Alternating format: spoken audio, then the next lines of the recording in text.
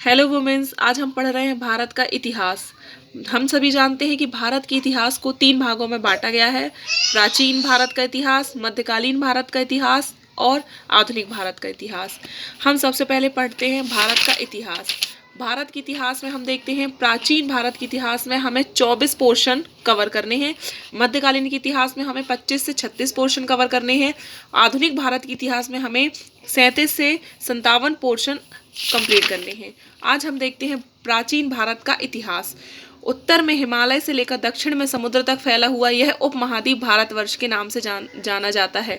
जैसा कि हम सभी जानते हैं कि हिमालय से लेकर दक्षिण में समुद्र तक फैला यह उपमहाद्वीप मतलब हमारे महाद्वीप को भारतवर्ष के नाम से जाना जाता है, जिसे महाकाव्य तथा पुराणों में भारतवर्ष अर्थात भारत का देश कहा जाता है।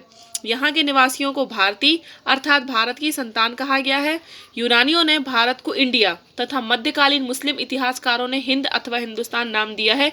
यह बहुत इंपॉर्टेंट क्वेश्चन है कि इंडिया नाम यूनानियों ने दिया है और हिंदुस्तान नाम मुस्लिम इतिहासकारों ने दिया है। भारतीय इतिहास के अध्ययन की सुविधा के लिए 3 भागों में बांटा गया है: प्राचीन भारत, मध्यकालीन भारत एवं आधुनिक भारत। प्राचीन भारत इतिहास के स्रोत। प्राचीन भारत इतिहास के विषय में जानकारी 4 स्रोतों से मिलती है। पहला धर्म ग्रंथ, दूसरा ऐतिहासिक ग्रंथ, तीसरा विदेशियों का विवरण, चौथा पुरातात्विक संबंध साक्ष्य। धर्म ग्रंथ एवं ऐतिहासिक ग्रंथ से मिलने वाली महत्वपूर्ण जानकारी है।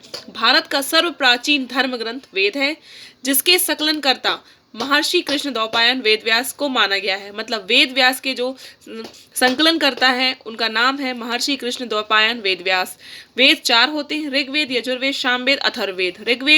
ऋग्वेद पहला वेद है। ऋचाओं के क्रमबद्ध ज्ञान के संग्रह को ऋग्वेद कहा गया है। इसमें 10 मंडल, 1028 सूत्र एवं 10,462 ऋचाएं हैं। इस वेद की ऋचाओं को पढ़ने वाले ऋषि को होर्त कहते हैं। इस वेद से आर्य की राजनीतिक प्रणाली एवं इतिहास के बारे में जानकारी मिलती है। विश्वामित्र द्वारा रचित ऋग्वेद के तीसरे मंडल में सूर्य देवता सावित्री को समर्पित प्रसिद्ध गायत्री मंत्र है। मतलब तीसरे मंडल में, ऋग्वेद के तीसरे मंडल में गायत्री मंत्र है। यह सबसे ज्यादा महत्वपूर्ण क्वेश्चन है। इसके 9वें मंडल में देवता सोम का उल्लेख है। ये भी क्वेश्चन कई बार रिपीट हो चुका है कि ऋग्वेद के 9वें मंडल में किस देवता का उल्लेख है, तो हमें टिक करना है सोम। इसके 8वें मंडल की हस्तलिखित ऋचाओं को खिल कहा गया है। यह भी कई बार क्वेश्चन आ चुका है कि हस्तलिखित ऋचाओं को क्या कहा गया है या 8वें मंडल में किनका उल्लेख है। तो 8वें मंडल में हस्तलिखित ऋचाओं जिन्हें हम खिल कहा जाता है उसका उल्लेख है। चतुष्वर्णीय समाज की परिकल्पना। चतुष्वर्णीय समाज की परिकल्पना अर्थात ऋग्वेद के 10वें मंडल में हमें 4 वर्ण ब्राह्मण, क्षत्रिय, वैश्य तथा शूद्र आदि पुरुष ब्रह्मा के मुख, भुजाओं, जंघाओं और चरणों से उत्पन्न हुए प्रतीत उल्लेख में मिलते हैं। धर्म सूत्र 4 प्रमुख जातियों की स्थितियों, व्यवसायों, दायित्वों, कर्तव्यों तथा विशेष कार्यों में स्पष्ट विभेद करता है। धन्यवाद।